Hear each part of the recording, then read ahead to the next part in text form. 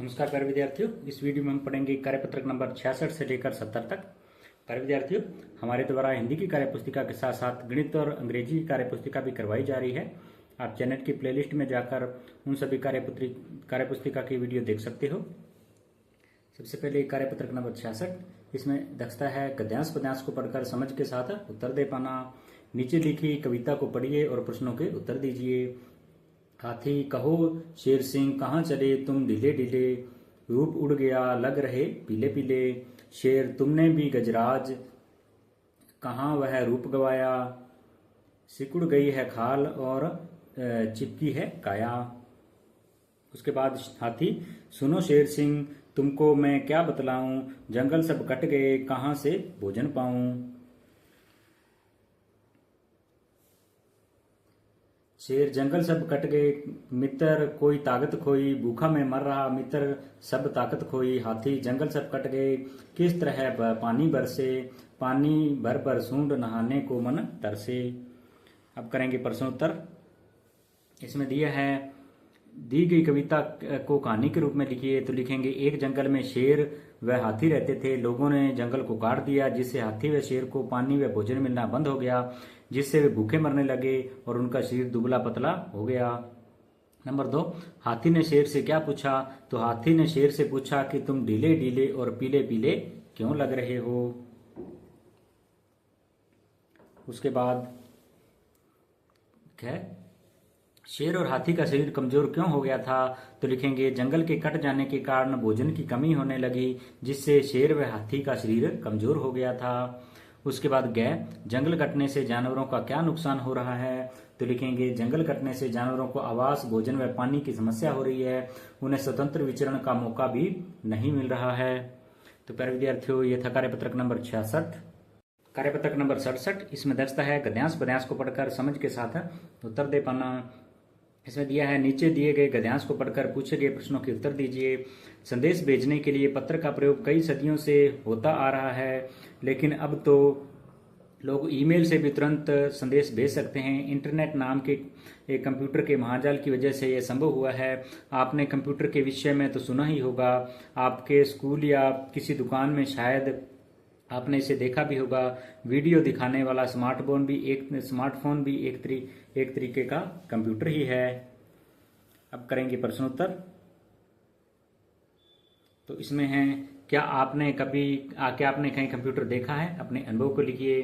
तो लिखेंगे हाँ, हमने ई मित्र पर कंप्यूटर देखा है, वह कंप्यूटर के सारे काम आसानी से कर देता है। Aadhaar card, Jan Aadhaar card, ration card, driving licence आदि सभी काम सरल हो गए हैं। उसके बाद नंबर 2, पढ़ाई और उपयोगी जानकारी हासिल करने के लिए इंटरनेट किस तरह से उपयोगी है लिखिए। तो लिखेंगे पढ़ाई से संबंधित कोई चीज समझ नहीं आ रही है तो इंटरनेट के माध्यम से ऑनलाइन पढ़ाई कर सकते हैं। गूगल और यूट्यूब पर सभी पढ़ाई की चीजें मिल जाती है। उसके बाद नंबर 3, ईमेल को और क्या कहते हैं। तो इलेक्ट्रॉनिक मेल। यदि आपको अपना ईमेल पता तैयार करना है तो अपने पते के लिए क्या नाम चुनोगे। तो आपको अपना नाम लिख देना है, फिर यहाँ पे कोई गिनती के शब्द लिख देने हैं, जैसे 1 2 3 4 5 मैंने गिनती लिख दी है, अंक लिख दिए, फिर @gmail.com। तो प्यारे विद्यार्थियों, ये था कार्यपत्रक नंबर 67। कार्यपत्रक नंबर 68, इसमें दर्शाता है गद्यांश पद्यांश को पढ़कर समझ के साथ उत्तर दे पाना। इसमें दिया है गद्यांश को पढ़कर नीचे दिए गए प्रश्नों के उत्तर दीजिए। सीवी रमन भारत के प्रसिद्ध वैज्ञानिक थे। वे बचपन से ही दिमाग के धनी थे। उन्होंने अपनी पूरी शिक्षा भारत में रहकर की। बाद में उन्हें कलकत्ता के साइंस कॉलेज में प्रधानाचार्य के पद पर कार्य किया। उन्होंने विज्ञान के क्षेत्र में नए नए प्रयोग किए। प्रकाश किरणों पर उनका शोध कार्य रमन प्रभाव के नाम से प्रसिद्ध है। पूरे एशिया में सीवी रमन पहले व्यक्ति थे। उनको विज्ञान के क्षेत्र में नोबेल पुरस्कार मिला। उसके बाद प्रश्नोत्तर करेंगे। नीचे दी गई जानकारी में से सही जानकारी चुनिए। सीवी रमन कौन थे। तो थे वैज्ञानिक।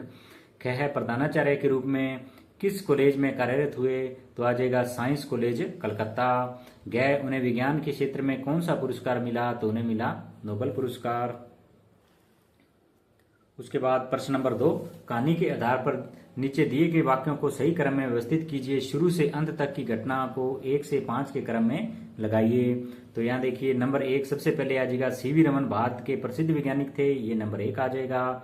उन्होंने भारत में रहकर अपनी शिक्षा ग्रहण की, ये नंबर 2 आ जाएगा। बाद में उन्होंने कलकत्ता के साइंस कॉलेज में प्रधानाचार्य के पद में कार्य किया, ये नंबर 3 आ जाएगा। उन्होंने विज्ञान के क्षेत्र में नए नए प्रयोग किए, ये नंबर 4 आ जाएगा।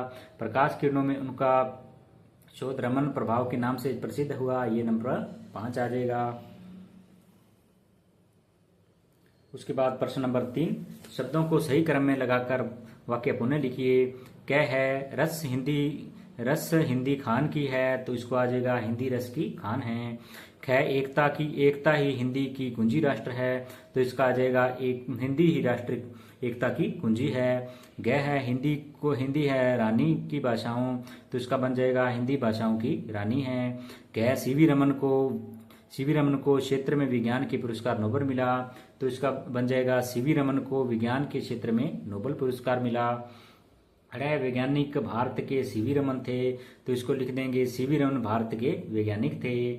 च इनका शोध प्रसिद्ध हुआ प्रकाश किरणों पर, तो इनको लिख देंगे प्रकाश किरणों पर इनका शोध प्रसिद्ध हुआ। तो प्यारे विद्यार्थियों, ये था कार्यपत्रक नंबर 68। पत्रक नंबर 69, इसमें दर्शाता है सविवेक से लेखन कर पाना। तो इसमें दिया है निम्नलिखित शब्दों की सहायता से नीचे दिए गए चित्र के आधार पर एक कहानी लिखिए। संकट, चीखना चिल्लाना, मित्र, सबक मिलना, सरपट भागना। तो ये आपको एक चित्र दे रखा है, इस चित्र के आधार पे अपने कहानी बनाएंगे। देखिए, तो ये कहानी आ जाएगी। कुछ शरारती बच्चे एक बगीचे में गए, सुंदर सुंदर फूल देखकर वे उनको तोड़ने लगे, जबकि वहां फूल तोड़ना मना है लिखा हुआ था, लेकिन वे नहीं माने। जैसे ही उन्होंने फूल तोड़ने को डाली को खींचा, तो फूलों में बैठी मधुमक्खियों ने उन पर हमला कर दिया। मधुमक्खियों के काटने से उन्हें जलन व दर्द होने लगा। वे चीखने चिल्लाते हुए इधर उधर भागने लगे। तब बच्चों को एहसास हुआ कि हमें फूल नहीं तोड़ने चाहिए, क्योंकि इससे पेड़ों को नुकसान होता है। अतः हमें कभी भी फूल पत्तियों को नहीं तोड़ना चाहिए। तो प्यारे विद्यार्थियों, ये था कार्यपत्रक नंबर 69। कार्यपत्रक नंबर 70, इसमें दर्शाता है पहेलियों को पढ़कर उनमें निहित अर्थ को समझ पाना। नीचे दी गई पहेलियों को समझकर हल करिए। नंबर 1 है, एक जानवर ऐसा जिसकी दुम पर पैसा, सिर पर है ताज भी बादशाह जैसा। नंबर 2, पक्षी एक देखा अलबेला, पंख बिना उड़ रहा अकेला, बांध गले में लंबी डोर, आसमान पर नापे छोर। फिर आगे बात पूरी कीजिए। आगे, अंडे से एक चूजा निकला, उसने कुतिया से पूछा क्या तुम मेरी माँ हो? कुतिया बोली नहीं, मेरे तो 4 पैर है, तुम्हारी माँ के तो 2 पैर हैं। उसके बाद ये लड़की है। आगे, चूजा क्या तुम मेरी माँ हो? लड़की नहीं, मेरे तो 2 हाथ 2 पैर हैं, तुम्हारी माँ के तो 2 पैर हैं। उसके बाद ये कबूतर है। कबूतर से चूजा बोलता है क्या तुम मेरी माँ हो? कबूतर कहता है नहीं, मेरी आवाज तो गुटरुकू है, तुम्हारी माँ कुकड़ुकू करती है। उसके बाद चूजा मुर्गी से पूछता है, चूजा तुम कुक कुक करती हो, तुम ही मेरी माँ हो? मुर्गी हाँ हाँ, मैं ही तुम्हारी माँ हूँ। तो प्यारे विद्यार्थियों, इस वीडियो में हमने पढ़ा कार्यपत्रक नंबर 66 से लेकर 70 तक।